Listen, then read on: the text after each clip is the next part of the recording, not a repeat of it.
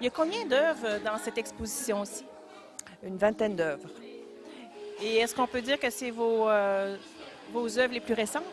Oui, c'est un travail de cette année. Toutes ces œuvres sont de 2012. On retrouve de l'abstraction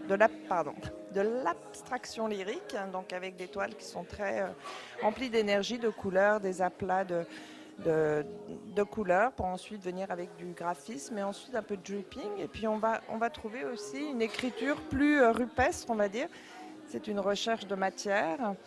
Donc là, il y a un tas de matériaux, que ce soit du sable, du café, il y a même de la bombe avec des hiéroglyphes qui retranscrivent en fait ce langage des Premières Nations et puis qui nous ramène à nos sources, à nos origines. Alors moi, ce que je cherche de relier, ma recherche actuelle, c'est d'essayer de tenter de relier ces deux langages picturaux, l'abstraction lyrique et la recherche sur la matière, et essayer de voir dans l'espace-temps comment ça se comporte avec des matériaux plus contemporains et ce langage-là, comment il peut être traduit par nos concitoyens dans la mesure où c'est un langage qui vient dans l'espace-temps, qui nous rejoint dans l'espace-temps, mais en même temps qui se veut contemporain. Et quelle est la différence entre l'exposition qui est simultanée au Flash Coiffure? Flash Coiffure, c'est vraiment des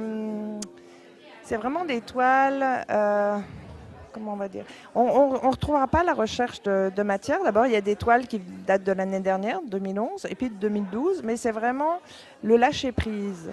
C'est aller au-delà de la forme, le mental n'est pas présent, et puis on n'est que peinture. Alors qu'ici, il y a quand même une recherche de relier les deux langages. On peut trouver sur des toiles plus, comment on va dire, des toiles qui ont ce langage d'abstraction, qui ont un langage qui n'est pas conduit au niveau du cérébral, mais dans l'étude de matière, par contre, là, il y a quand même la tête vient parler, même si pour les hiéroglyphes, ça reste un langage très spontané, on va dire, un peu d'automatisme, on va dire. C'est comme si ça venait me rejoindre à l'intérieur, dans le cœur, là, puis on vient griffer la toile, voilà. C'est peut-être un petit peu la différence avec le flash, où c'est vraiment que de l'extériorisation, de l'énergie, un lâcher-prise.